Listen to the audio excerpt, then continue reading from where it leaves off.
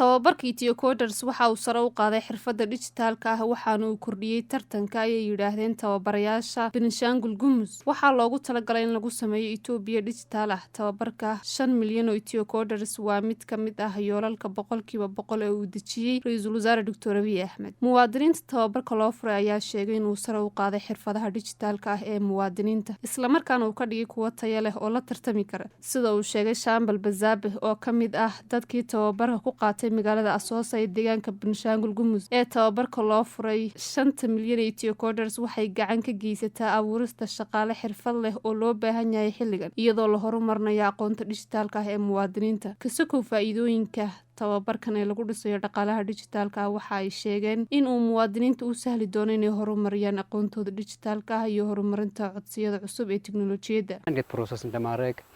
አዳዲስ ደግሞ አሁን አንድሮይድ አፕሊኬሽኖች አሉ አሁን የኔ ሞባይል እንዴት እንደሚሰራ አላውቅም ነበር መጠቀም ብቻ ነው ግን ሀውቱ እንዴት ተሰራ የሚለው ከዛ ካገኘው ስልጠና ወስጄ እንዴት እንደሚሰሩ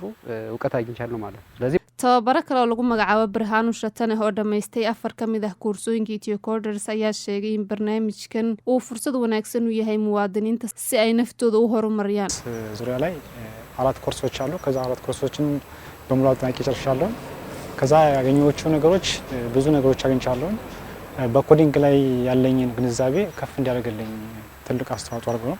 waxa uu sheegay in tababarkan uu sahlay inuu kor u qaado shaqadiisa joogtada ah isla markaana uu shaqadiisa uu bilaabay waqtigiisa firaaqada uu ku guuleysto deegaanka Benishangul Gumuz waxa loo qorsheeyay in muddo 3 sano ah ay qaadan doonaan 65,000 oo muwaadiniin ah waxaana laga hirgeliyay tababarkaas ayuu yiri agaasimaha guud ee sayniska iyo wakaaladda isgaarsiinta iyo tiknoolajiyadda Tayebayele ayaa sheegay in ka badan 12,200 oo muwaadiniin ah ay hadda ka qayb galayaan tababarkan isla markaana madaxda dawladda deegaanada ay ku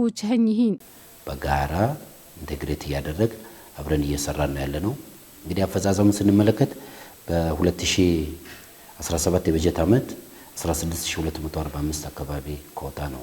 የተሰጠው ደግሞ ተሸንሽኖ ለአንድ ዓመት ሰጠን waxa uu sheegay in tababarkani marka laga soo tago kor u qaadida isticmaalka tiknoolajiyadda iyo kor u qaadida tayada muwaadiniinta ay u baahan tahay ka qayb qaadashada muwaadiniinta maadaama ay muhiim u tahay qorshaha lagu dhisayo Ethiopia digital ah agaasimaha guud waxa uu tilmaamay in muwaadiniinta la tababarayo iyada oo lala kaashanayo hay'ado kala duwan si ay si wada jir ah u qabtaan tababarka codbixiyayaasha deegaanka